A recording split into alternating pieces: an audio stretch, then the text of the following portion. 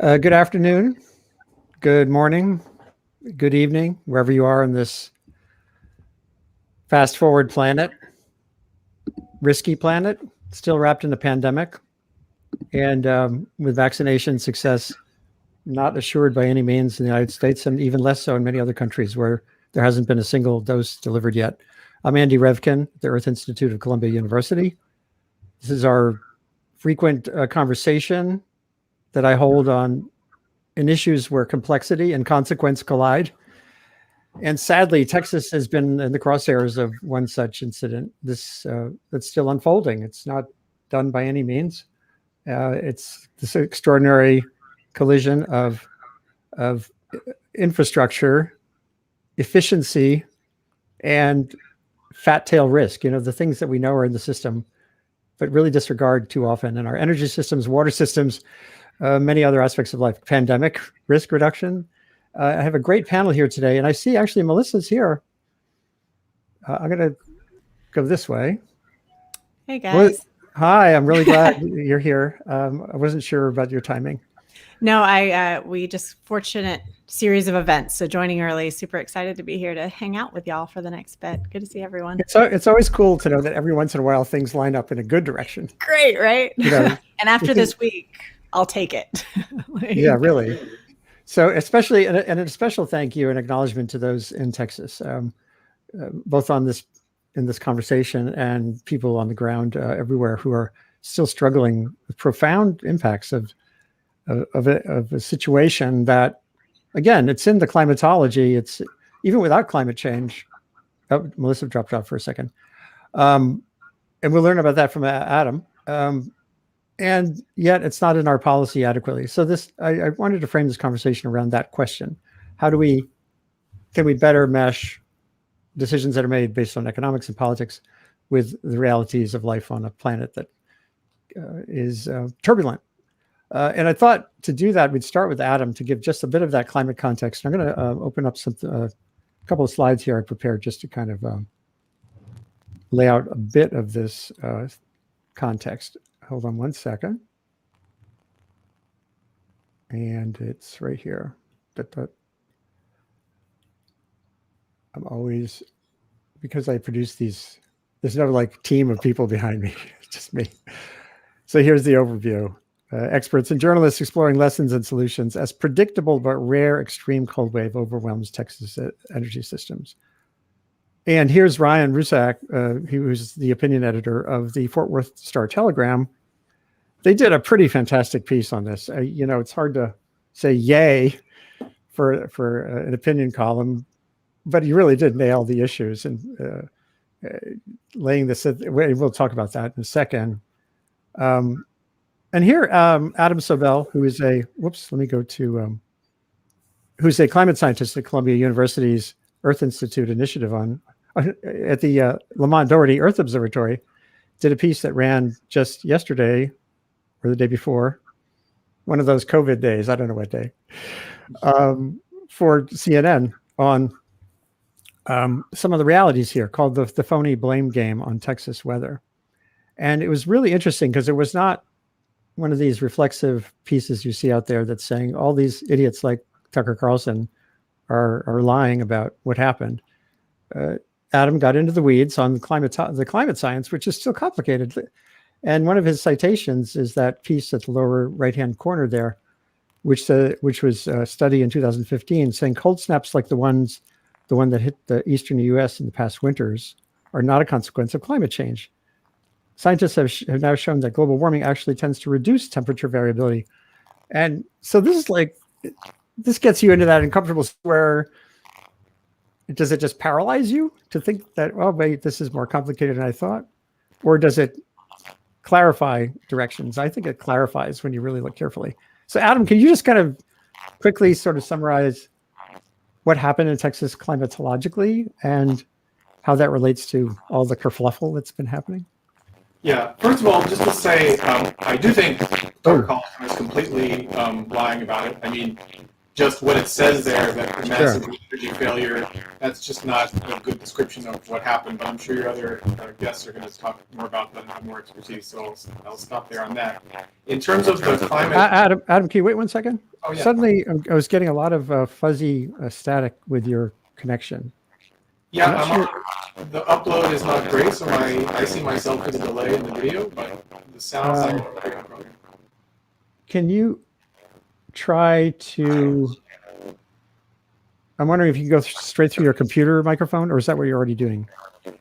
No, that is not what I'm doing, but I can do it. I'm using a different microphone, but I'm not quite sure how to switch it now. Oh, okay. I can leave and come back or something. It's pretty hard to hear you. Is this better? Putting the microphone closer. Actually, no, it's worse. It's worse? Yeah, does everyone else hearing that, or is it just me? Yeah, there's an issue. Just try to log out and come back in. We'll save the climatology for a couple minutes. Sorry about that. So Melissa, because you have limited time here too, let's start with you then and get to this question of the policy end here.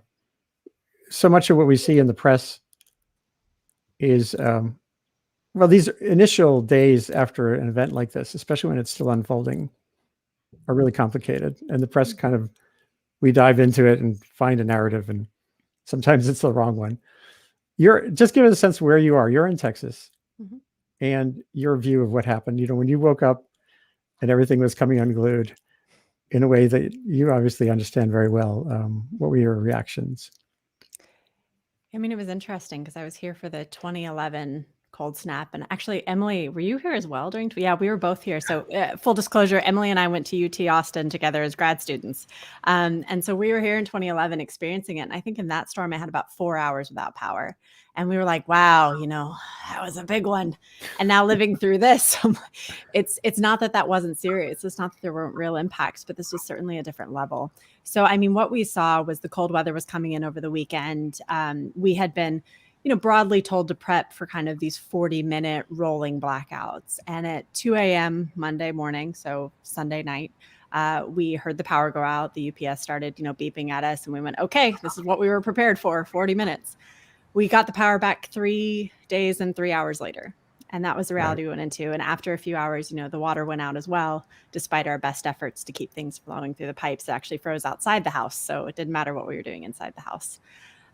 So what you saw, exactly what you're talking about, Andy, is, I mean, all these hot takes on, the thing I said was going to go wrong is absolutely what's happening here. Right. Across the board.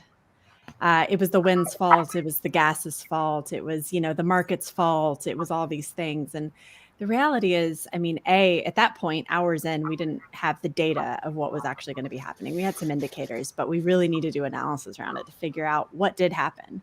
And I think, Emily, tell me if I'm quoting you wrong. I saw you quoted in either E&E or Quartz. It was one of them. And essentially it was saying, look, one of the decisions we make in our whole system is how much we're going to pay for reliability. And there are impacts, paying infinite amounts of money means I pay infinite amounts for my power bill. I mean, this is something we find the balance on.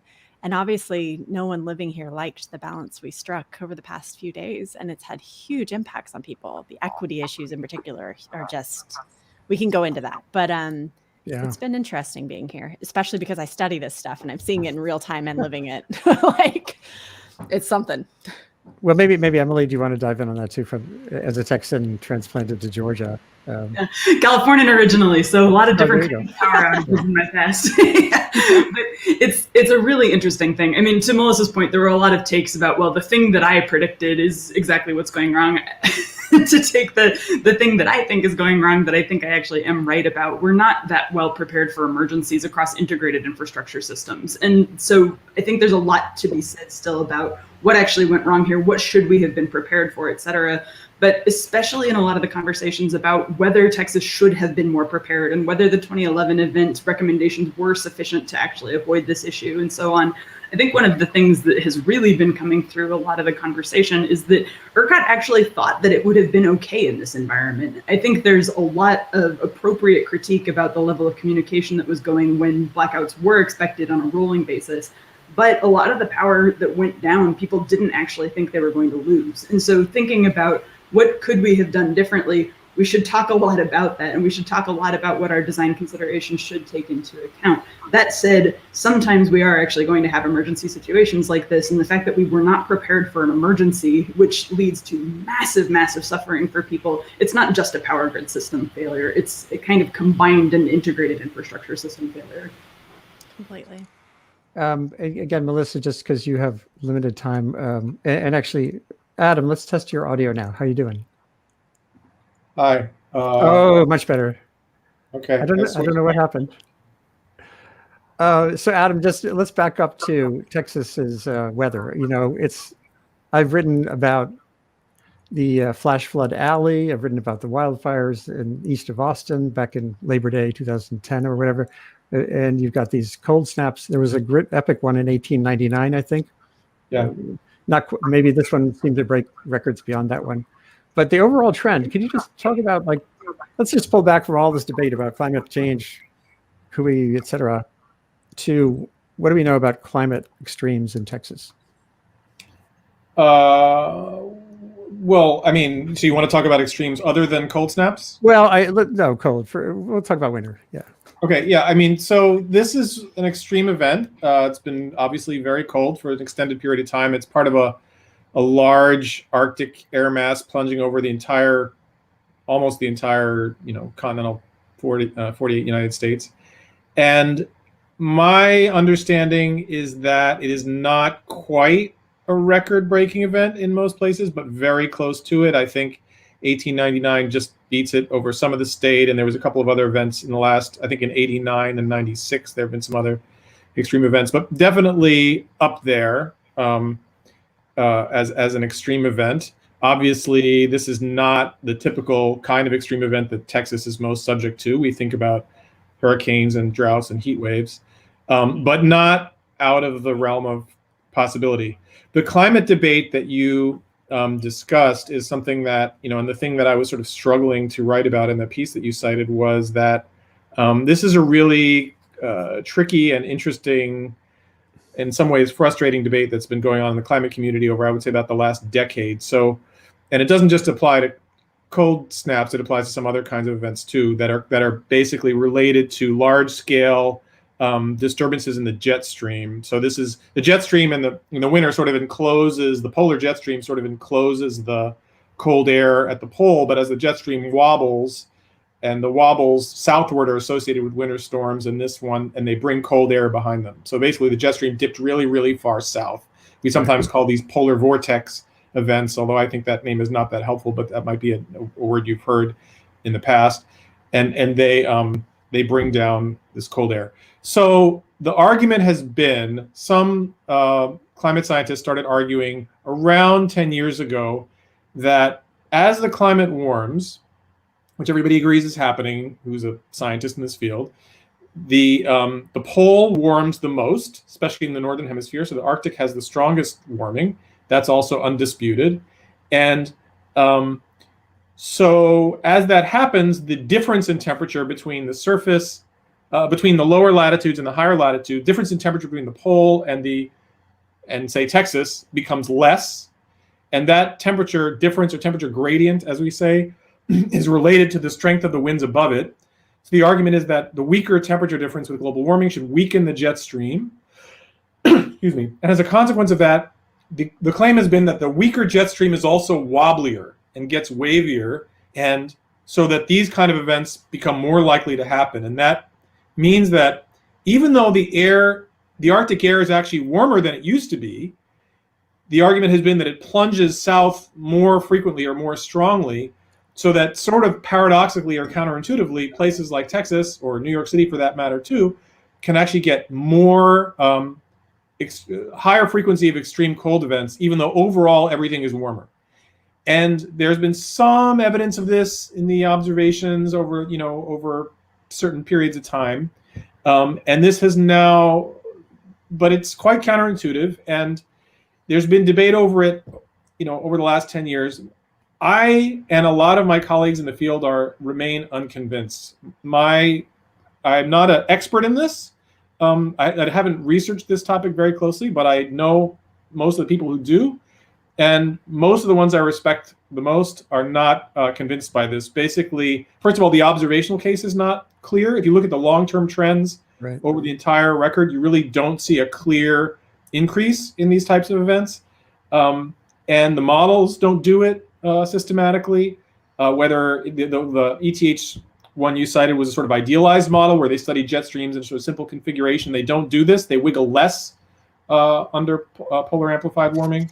And the more comprehensive climate models we use to predict climate don't do it systematically either. And the physical mechanisms that the people who favor this are arguing should be there in the climate models. In other words, it's not some unknown physics. It's the dynamics of jet streams, which are well resolved in the models. So it's still unsettled science. I mean, the media is right when they write articles about this and say, this isn't settled. That is fair. There's respectable scientists still debating it. What I think everyone would agree on is that this aspect of climate change, specifically changes in the circulation and the jet stream and things like that, are among the least certain.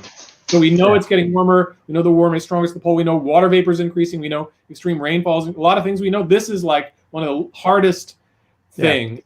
So it is a little. I mean, it's a legitimate debate. But what frustrates me a little bit is I think that the media sort of likes the story a little too much because it's sort of surprising and interesting. I sometimes feel that the state of the science is a little bit, represented a little bit too breathlessly. But anyway, it is a legitimate. Yeah, that's what the science is. It's it's disputed. So we're going to get to Sonal and everyone on this. How does that relate to policy decisions?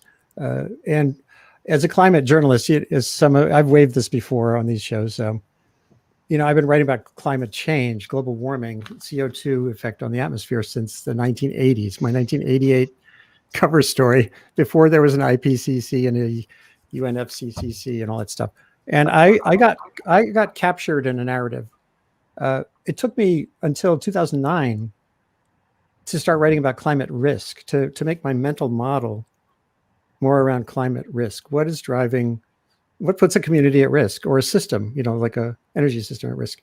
And it changes completely my reporting kind of methodology, because, and I think right now there's so much of an effort to cover climate change, meaning the climate crisis.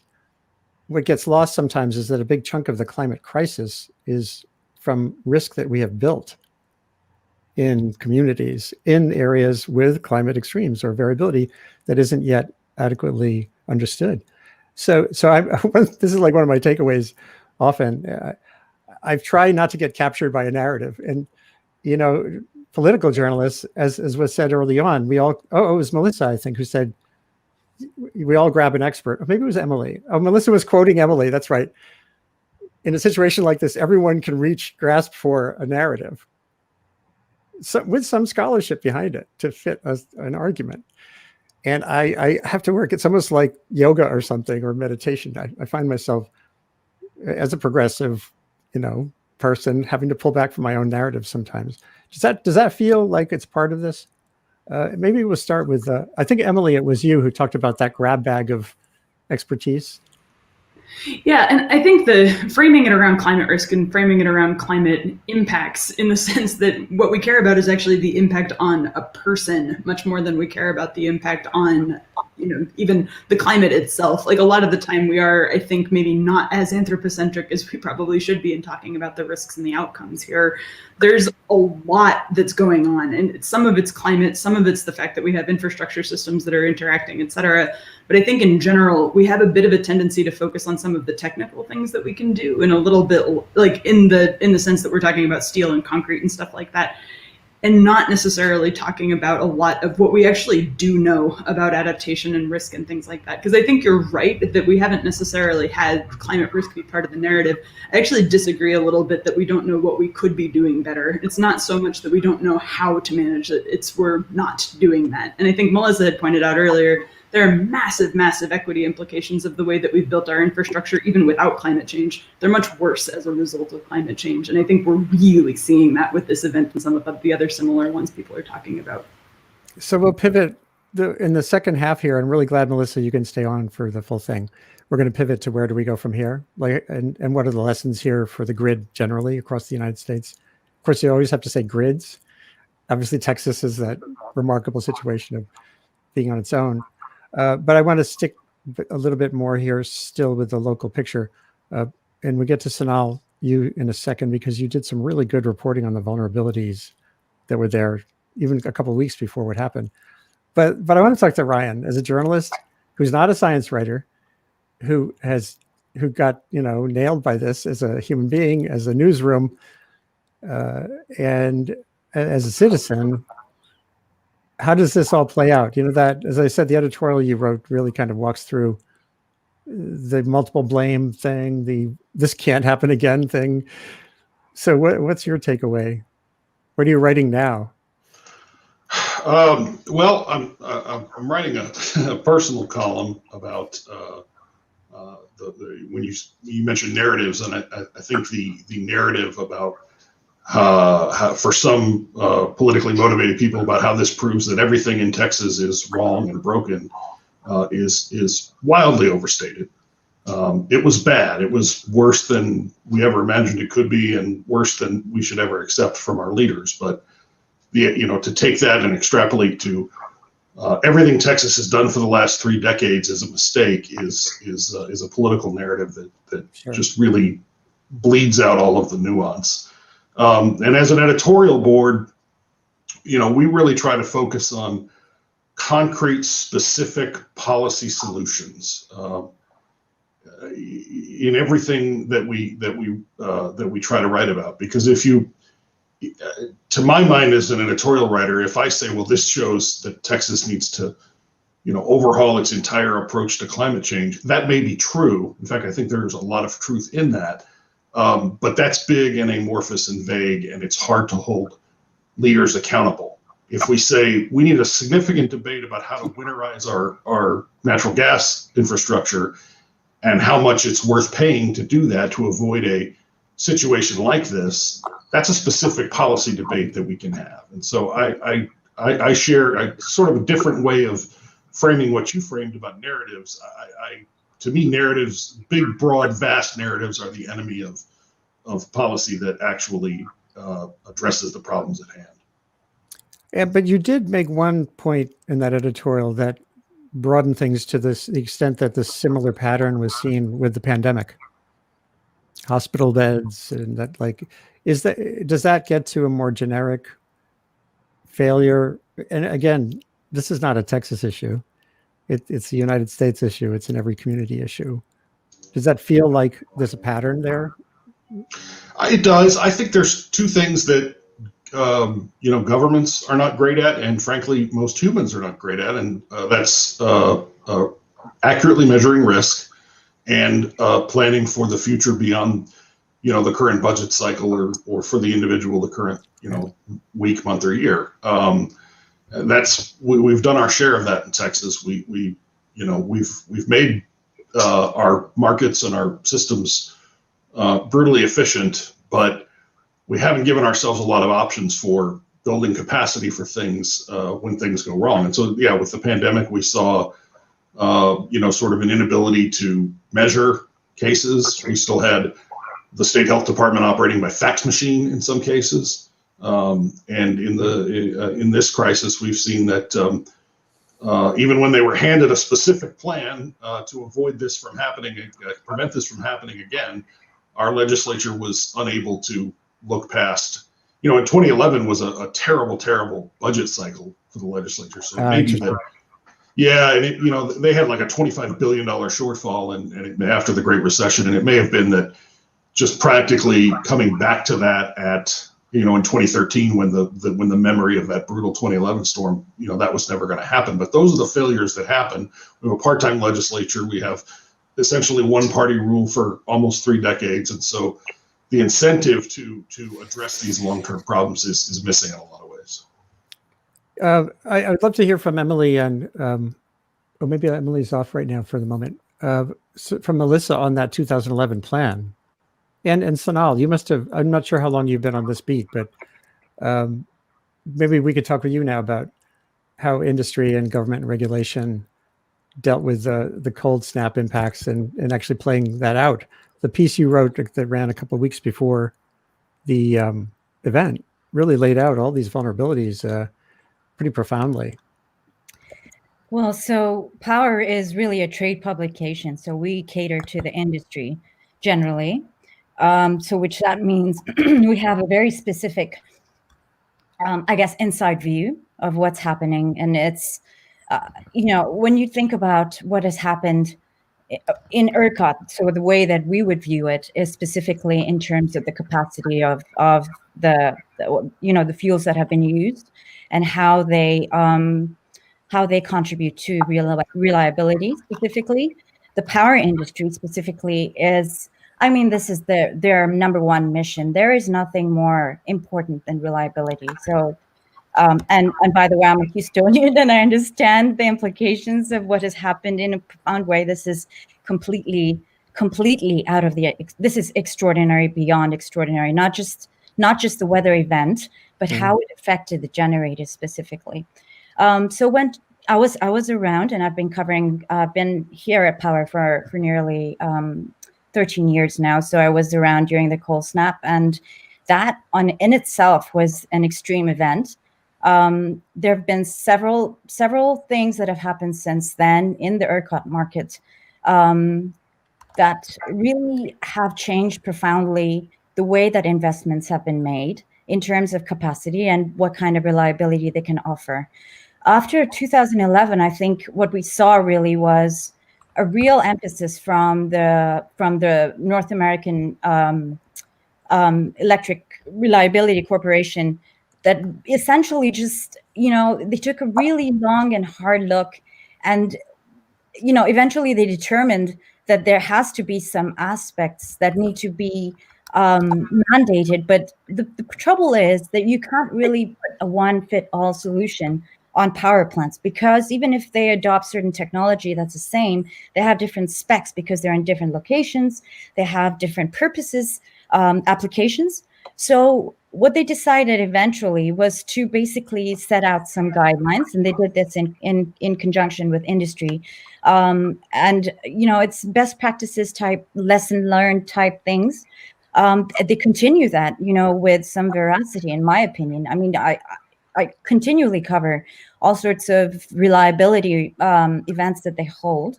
I think that one specifically, in fact, ERCOT has been involved in a 2018 event that affected MISO and SPP. So, they're continually trying to align their best practices. I think what I've heard from the generators themselves, it's not that they aren't aware of what they need to do. It's that they were completely caught. This is something that I don't think that even ERCOT planned for. It's way outside what they had been expecting. So there's a component here. You mentioned in that story, February 1st, I think it was, component fatigue. And what's interesting here, again, behind all the raging about renewables versus what froze and didn't freeze, there are some other issues that are interesting. Melissa probably is dug in enough to know about this stuff too. The cycling that a power plant does, if it's historically a coal-fired power plant or a gas plant that's not a peaking plant, if it's designed to just run, and in more of a renewable mix market, it's now doing this kind of on and off stuff. And it looks like that can add to vulnerability. Is that yes, sort of a hidden issue? It is. This is not a secret in the power industry. The power industry has been, in fact, we cover the world. So, at the start of this year, past the pandemic, which poses workforce issues, number one of the factors that contribute to these outages is human error, and it's kind of big for certain fuel types like coal. But the International Energy Association, for example, has been pushing really hard for electricity security because of how quickly the landscape is changing. When we have more wind and solar, essentially what was happening to these conventional plants is that they have to support them. So you have to turn on and off, and that's called cycling. Essentially, that when you have a plant that, for example, a coal plant that's made to run base load at 100% or close to that, and it's running at 50%, it puts a lot of pressure on these components.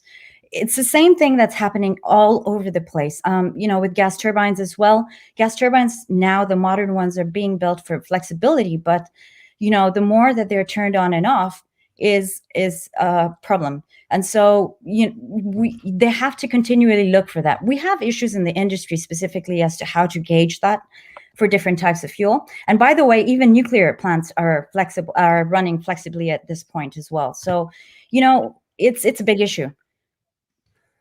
Melissa, so let's get to the broader questions of the regulatory interface with the power sector and where do we go from here? Obviously, Texas, maybe you could describe the uniqueness of Texas briefly, but then what do you see here that does resonate further outside this arena of this particular power mess? Yeah, I mean, the thing with ERCOT, so the Electric Reliability Council of Texas, it's all contained within the state, which means that sitting here, we have a lot of independence in terms of how we make different choices. And you saw some of this play out with the competitive renewable energy zones, the CREZ lines in Texas, kind of saying, you know what, we want to bring more wind on, we want to build out wires. It's all within our state. So it's a smaller group of constituents to manage and to, talk through as you do that process. That comes with some trade-offs. We're not perhaps as interconnected with other states. There's a choice there, in terms of how we can get electricity during times of crisis. Now, again, I don't want to kind of quarterback too early or whatever the right phrase is for it. We need to do a lot of analysis to figure out all the different things that contributed to the situation we're in now, and then decide how we want to respond to it here in the state. But Texas is unique in that we say we have 3 grids, like you said earlier. We got East, West, and Texas, which is ERCOT. It's something like 90% of the load, the electricity demand in the state is covered by that. Now, when you have a market where essentially we let our power prices fluctuate very, wildly, it's between a huge band in Texas, and that's not. They were amazing numbers. Amazing numbers. It looked like GameStop. It looked like GameStop stock. Yeah. Oh gosh, I've been following that one too. That was interesting. We have some gamers in my family, so I know a lot about. Me too. But this is the thing where we talk about it a lot. Like, oh, that's terrible. The prices go up, but there's an interesting decision there. Essentially, we say we're going to let the power price fluctuate, and at a broad level, the theory is by doing that, we're providing an incentive for investors to put money behind equipment that can take advantage of those really high prices. And we think that in theory, that will give us, some kind of increased reliability. It may be a lower cost. I mean, there's a huge debates, which is why I'm caging like pretty much every other word I'm using right now. There's huge debates on if it's better to essentially like buy an insurance plan. So have a capacity market where you're saying, you know what, we're going to just ensure that there's a lot of capacity in the system and that it's all weatherized to meet these extreme things. Or do you just let the price fluctuate and then let investors come in and say, I'm going to make money the next time that happens by putting stuff in place? Now, in this particular situation, as I think, Sonal, as you said, this was not a situation that ERCOT expected to be in. I mean, this was extreme. This is not something we're used to here. And the sustained way in which this cold snap has lasted, this is out there. And when you look at what they modeled in terms of risks, this goes back to the discussion about, how do we look at risks? And we do a lot of it based on historic data. Well, as we look forward, that 1 in 100-year storm, well, if that's what they were calling these cold snaps, I can tell you I've lived through 2 in 10 years. So maybe it's a 1 in 10-year storm. So that means that your risk calculation and your potential ability to make money for it, if you're an investor, like that calculation is very different. If it's 1 in 10 versus 1 in 100. And if it's less than 1 in 10, that's even more so. When it comes to, I'd like to come back to a point where like the whole system, even if we gave a lot of incentive to power plants, to make sure that they could run, a natural gas power plant can't do much if it doesn't have fuel to burn, which was the case in a lot of cases here. So even if they insulate the heck out of the whole thing, every water pump could run, every system was, could be at 100%. If they don't have fuel to burn, it doesn't matter. They're still stuck. So this is well beyond just a power plant. This is well beyond that. And that's something we're going to have to grapple with here.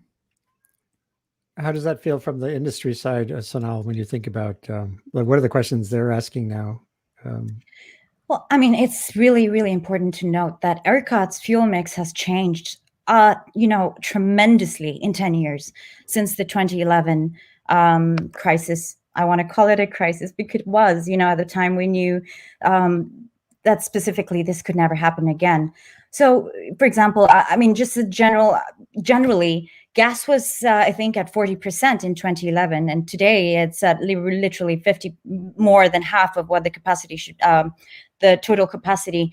Coal was at 40%. Today it's 14.5, and I think wind was at 9%, and today it was 23.3%.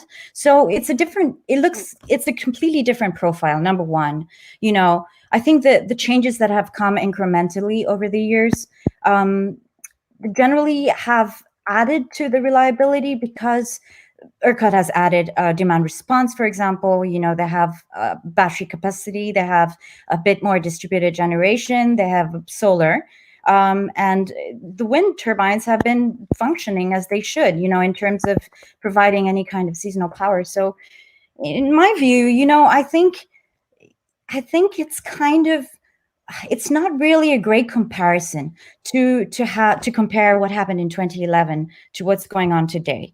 There have been so many different market forces that are driving that. So it's a hard question to answer, but I think there's going to be much more. We'll understand exactly what has happened in terms of the generation and the fuel constraints that we saw. And that's going to be really interesting, and how that's going to play out in planning as well, and on the regulatory basis. So Ryan, again, from your perspective, looking at this with that wide lens of the average Texan, how do you see this playing out beyond the competing memes about Ted Cruz?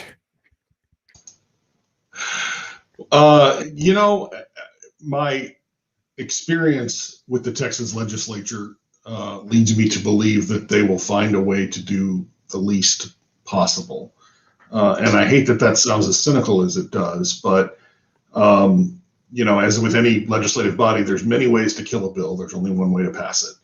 The budgetary picture here is not as bad as was feared throughout the pandemic, which is good. The bad news is not to wonk out on the Texas budget, but they've committed a tremendous amount of state resources now to public education, and they can't politically go back on that. So it just sort of eats up a lot of the money that's available for everything else. That said, next year is an election year, and our elections have been closer than they've been in recent years. And these are the types of things that some of the smarter or more long-term thinking Texas Republican politicians have been looking at. That school finance issue that I mentioned was the result of people being just fed up at lack of resources for schools and the burden on local property taxpayers. So they took some steps that 5 or 10 years ago you would have said the Texas legislature might not take. So will we winterize everything and solve this gas capacity and storage issue in one session, or before the next one of these might strike? My guess would be probably not. Right. But I think they'll take some steps that they can point to say that will improve, or I guess diminish the likelihood that this would happen again. And this is. This one's extraordinary. I think people have to understand how huge Texas is. There's a story I like to tell. There was a reporter for the Los Angeles Times years ago, based in Houston, and some news broke in El Paso.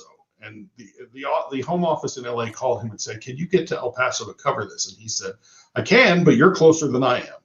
So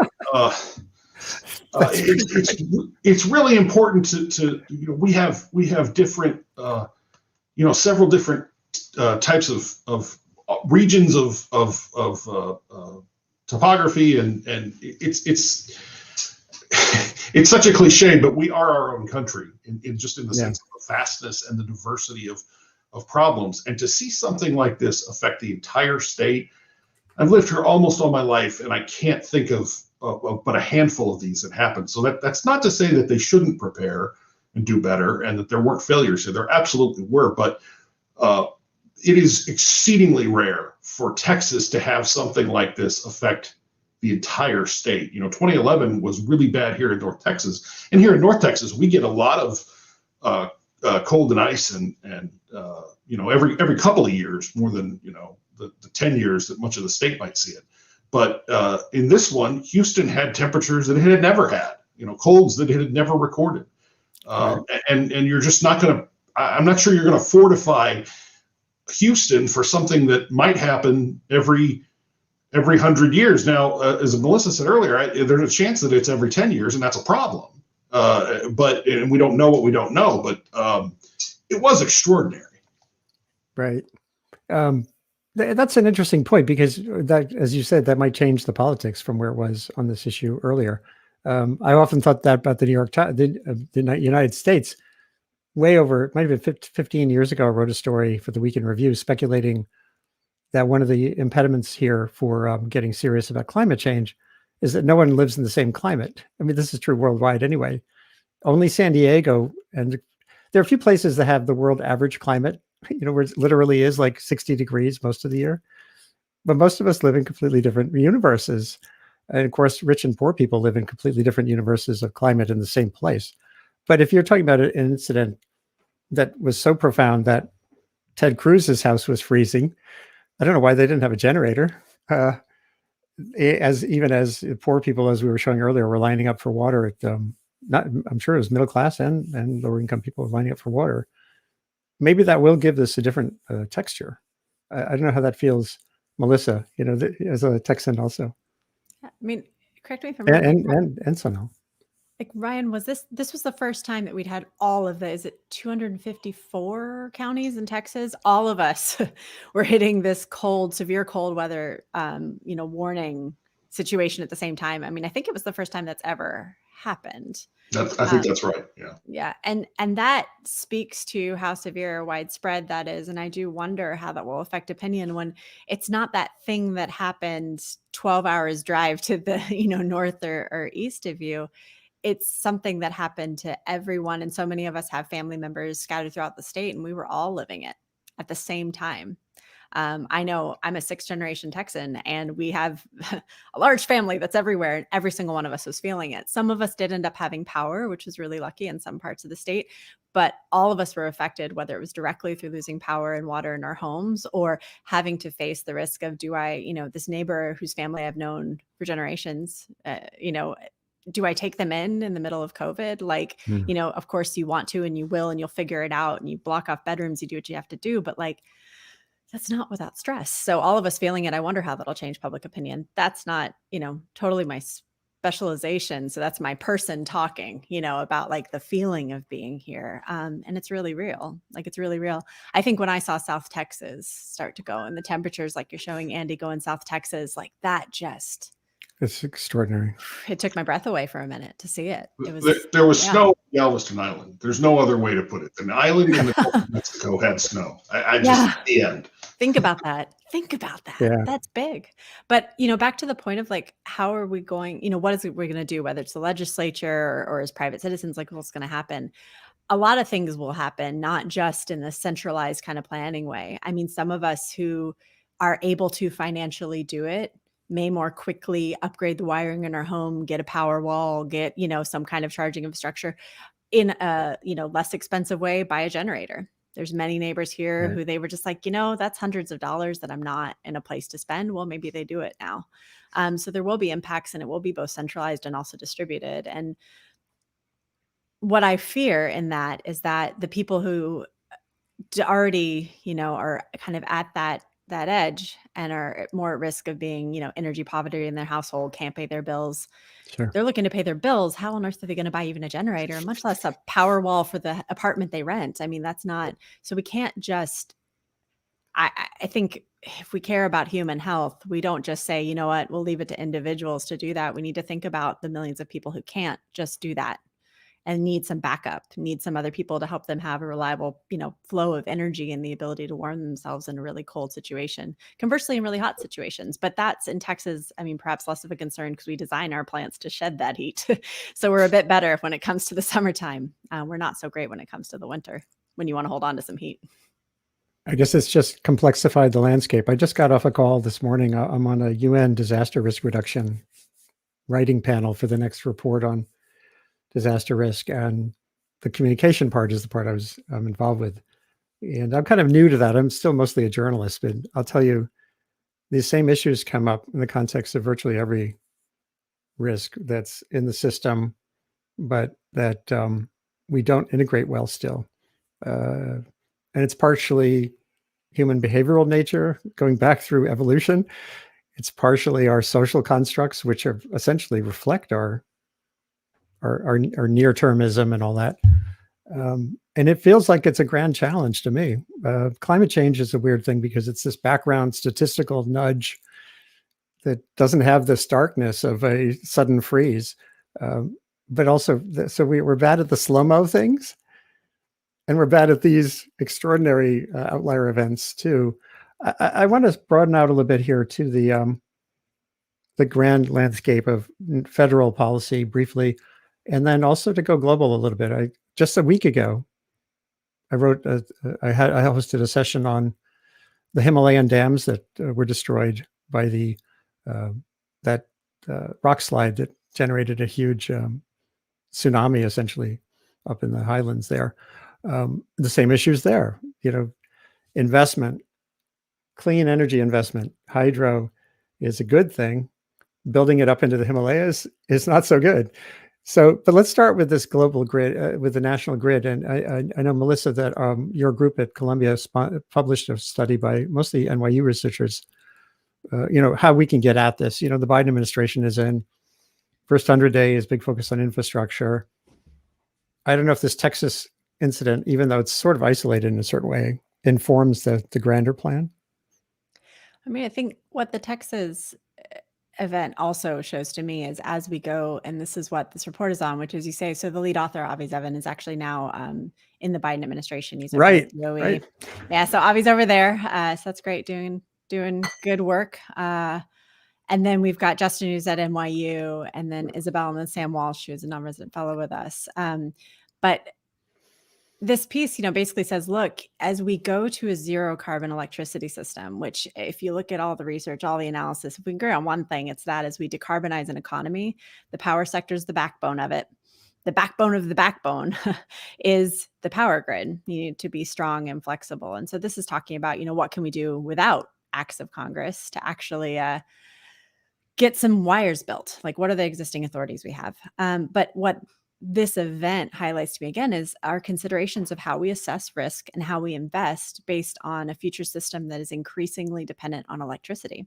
Because one thing that I lived this past week was, it was 42 we went over to some family's house who had natural gas to back up. Our house is all electric, so it got cold fast.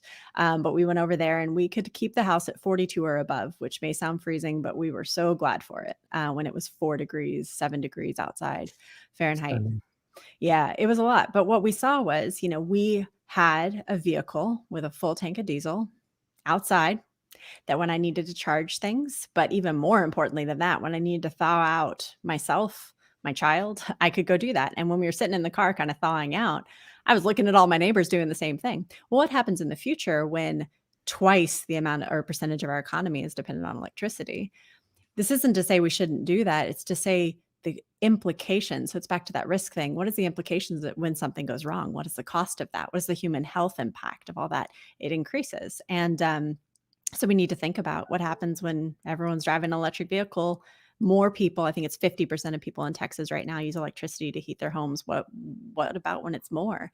How do we make sure that these systems can support a healthy environment when they're just even more important for us? And this is an important conversation to have right now, not after we've reached, higher electrification rates. We got to do it right now because then we can invest differently.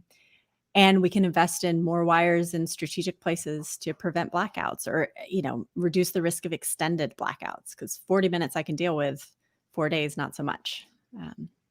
Right. So there's a lot of work to be done at all these layers, from the household to the local community to state policy, and not just state policy as it relates to gas supplies, as it relates to, an industry, and the industry as well. It's as Ryan was saying, nuance has to be. It sounds like nuance has to be in the picture. That you have to have these conversations that go beyond the fights we see so often in the political arena. Absolutely. I mean, right now there's this big, if you're on energy Twitter, you're seeing the big like, oh, energy only markets, a kilowatt hours, that's the way to go, or that's what caused this, or capacity markets. It's just a back and forth. And the reality is, like, in Texas, in this situation, I mean, there's nuance in it. Like, we actually had capacity, but that capacity was either frozen or didn't have fuel. Or maybe the fuel, even in the case of coal, was outside, or in nuclear it was there, but things were going wrong. There were so many layers to it. And it's so tempting to simplify it down to one answer, because one thing we can get our hands around, but actually you get our hands around one thing and you don't fix the problem. Right. Like, the problem is not that a power plant went down. The problem is I was cold in my home. My elderly neighbors were cold in their homes. That is the problem we're trying to fix. And yes, it is a lot harder. And there's a lot of nuance you got to consider if you want to really fix it. But those are the questions, and that is the context that I think is worth going after, because then we actually fix the problem at the end of the day, instead of putting a couple Band-Aids on it and not getting where we want to go. And I want to ask all of you about the after that 2011 report, which again wasn't statewide, so maybe it didn't have as much impact, et cetera. But did anyone sort of run the numbers? This is something that's come up here in a couple of contexts, especially with the pandemic. Alice Hill, who was a bioterror person and a pandemic national security person in the White House under Obama, was on here, and another woman who runs fat tail risk scenarios. They said you have to run the system. This is what failed for the pandemic. Even with the plan, even if we won't get into Trump questions, but it's one thing to have a pandemic plan. It's another thing to test it out, to physically go to the place where they store the PPE to see if it's even usable. And in this case, to understand, well, what do we have that's freezable? I don't know if you had the sense, Sonal and Ryan, just in tracking this issue over the years, and Melissa too, whether one step is to really get beyond paper or digital menus and do the actual work. Do you mean in terms of the components of the plants, or just general? Yeah, sort of like you like a nuclear power plant, they'll run exercises, they'll do scenarios. Actually, they'll and I don't know whether that's done as routinely with sort of non-nuclear facilities. They do. I think they do. And honestly, there's some scenarios that you cannot plan for. This one is in particular showed. So the unit that went offline, we have 4 units in Texas. The one that went offline, it basically tripped because of a sensing line that froze. The sensing line was going to a feed pump. The feed pump generally basically caused a loss of feed water to the steam generator turbine. To the steam generator, and then basically cause the turbine generator to trip. So it's a sensing line, I mean, it's kind of this is one component. And I am still trying my best to put together exactly what type of outages we saw at the other plants, but we can't really do that until we have like a full inventory of the plants and where they were specifically and what they There were some plants that were not running because they did not have water that was transportable to them. The array of issues is just this is an extraordinary event again. So yes, but they do have very specific check boxes that they have to do in terms of inspections and maintenance and preparedness. And ERCOT actually, periodically checks up on these. So this is not something that they're going to do that is going to be new. And I have to bring up this Texas Tribune story, which I saw early today, which kind of implies this was not even a worst case scenario, that a bullet was dodged or a cannon shot was really dodged here. Is there some validity to that? I have talked to people who have said that the frequency dropped to 59.3, which is very low if you think about the range. I can tell you exactly the range.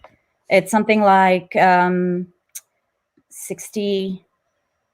Oh goodness, I will have to look for that. We'll put that in context for those of us who are not dug in on the numbers. So what's like the red zone for that range? Well, you can't go below 59.8. Essentially, we're a 60 hertz grid. That's the Right. frequency that we run on, and we were at 59.3 at some times, is what the expert told me. It's kind of a close call. We're talking about seconds, and the calamity of having a real network system collapse is, I can't even begin to explain to you how big a problem that would be. So in some respects, the load shed was very necessary, and frankly, I don't know how to even start to begin to imagine what could have happened. Ryan, do you think the news media are adequately tuned in on that? This wasn't a worst case. I think the problem with that is that ERCOT's communication was so bad throughout this thing. Yeah. And I wrote about this today in a subsequent editorial and it wasn't just ERCOT. Everybody's communication was terrible. We saw it here in Fort Worth with our water issues. But their communication was so bad that to me, they didn't have any credibility when they said that. Now, I've sensed when they first said that almost happened.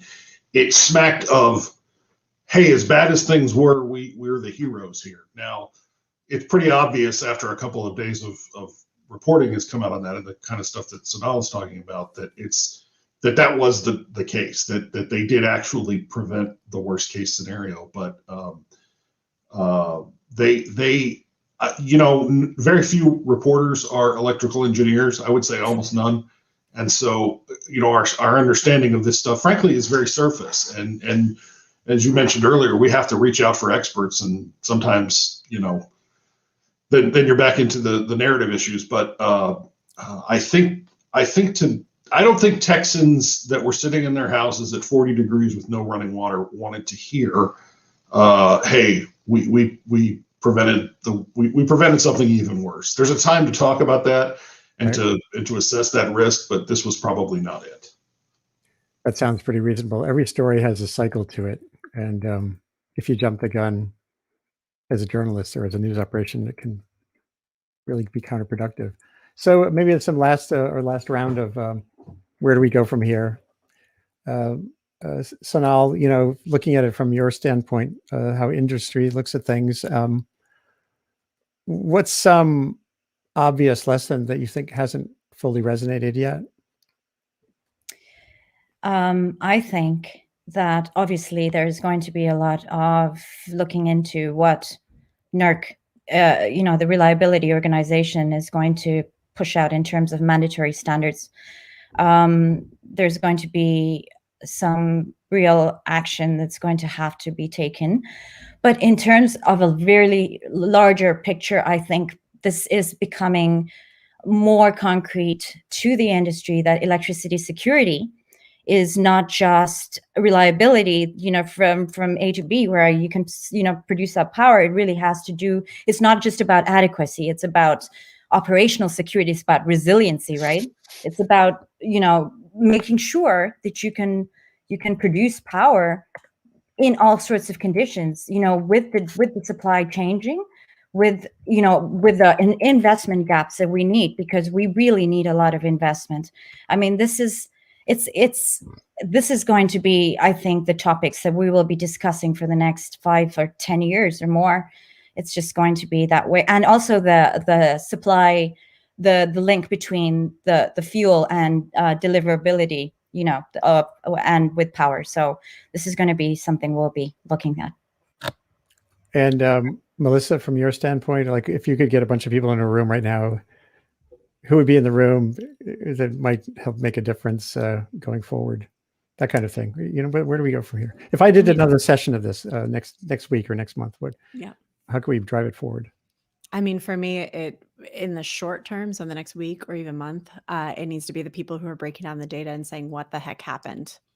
Because the only way we learn from it and appropriately respond to it to fix things later is by first understanding it. So to Sonal's point earlier, like, how big of an issue was water? How big of an issue was gas supply? How big of an issue was, frozen equipment that could be insulated? Like, understanding the degrees of issues. And then also within that, by understanding the variety of issues we had, realizing and analyzing how much of a bigger challenge it could be.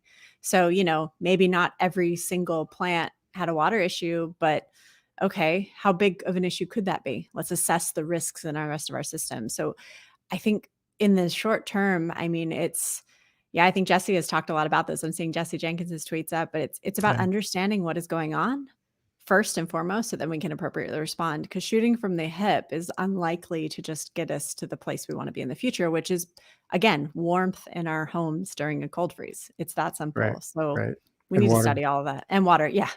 Both were very missing. I scooped a lot of snow to melt inside once it started warming up to, we'll leave it there. I will say in the Hudson Valley here in March of 2010, we had 3 feet of snow, knocked out our power for almost a week. We did not have a generator, living on a dirt road, and we were melting a lot of snow because we had propane. We had propane fuel to melt the snow. So I guess that leads to this last thought. And thank you all for being here, including Adam and Emily, who had to drop off. The last thought I wanted to get at is the importance of analysis when bad things happen. There's a guy, a friend of mine, Scott Knowles at Drexel University, whose Twitter handle is US of Disaster. He's a disaster historian. And he talks about, for years, he's been pushing for essentially a national disaster review board, like we have for plane crashes, National Transportation Safety Board, who goes in, they do an objective analysis of failures, all the interlinkages you're talking about get unwoven. I covered the crash of the explosion on Flight 800 in 1996. And it was the classic case of in the end, no one actually knew what took that plane down. All these theories. And it's the safety board that just slowly, methodically peels away assertion, gets to whatever data we have, and makes conclusions. So having something like that, not specific to electricity, but to have that capacity to dive in when something like this happens, feels like a really important frontier or opportunity. And maybe as the voice of the people, Ryan, or a conduit to the people, what's your one last thought from you on here? The end of this year, as we're heading toward next winter, what would be a better outcome here, or something that can happen concretely to make things better? Sure, I am pessimistic, unfortunately, because we still have the pandemic to get back to. In Texas, we have a lot of issues before our legislature. Their meeting, their ability to work is compromised by the pandemic. And by the time they're, really in the crux of what they're doing in April and May, it's going to be 70, 80, maybe 90 degrees here. And memories are short. So I think, having several someones that can pay sustained attention to this in academia and maybe in other levels of government, that's a great idea. My sense would be that there will be some changes that will get, there'll be enough changes to get attention and say we've addressed the problem as much as we can right now. But I think there's so much to be done here and so much to decide, what are the trade-offs? Right.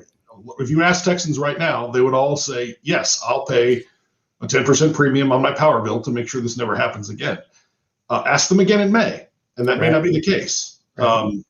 So I think that you'll see some changes in ERCOT for sure. You'll see some efforts at helping winterization happen, but you're not going to see a vast overhaul of the system. And maybe you shouldn't. Maybe you take a few steps and see where you are. But having other put it this way, Texas government and politics is not built, I'm not sure any place it's built to put sustained attention on one problem, particularly when we have multiple problems going on. Yeah. At the end of the day, people are going to be much more concerned about the pandemic and education and what's happened with their kids in the last year than this week, as bad as this week was. So sure. I think that there has to be some pressure from other places to keep that sustained attention. Great. Well, I really appreciate all of your devoting time to this conversation, and I'll try to make sure we follow up here at least a couple of times before next winter to drive this conversation forward. Essentially, that's what I try to do at the Earth Institute Initiative on Communication and Sustainability. This Sustain What enterprise that I launched almost a year ago during lockdown.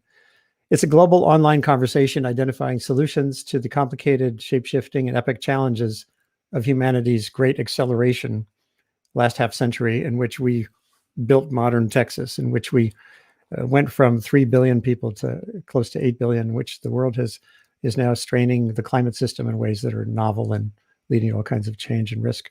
Then we have had the pandemic, which imposed a great pause after our great acceleration.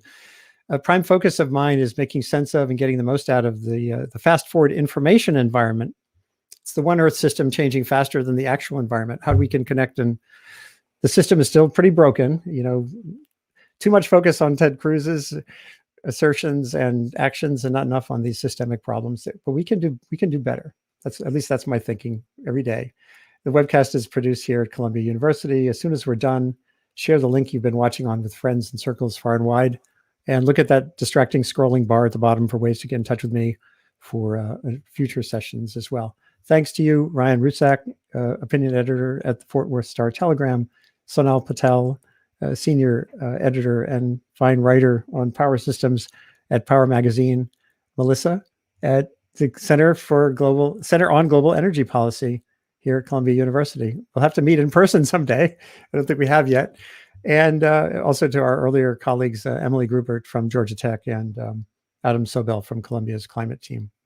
Be well, stay warm. My big particular shout out from me to my friends and everyone in Texas, and on we go into the weekend. Thank you again. Thanks, Andy.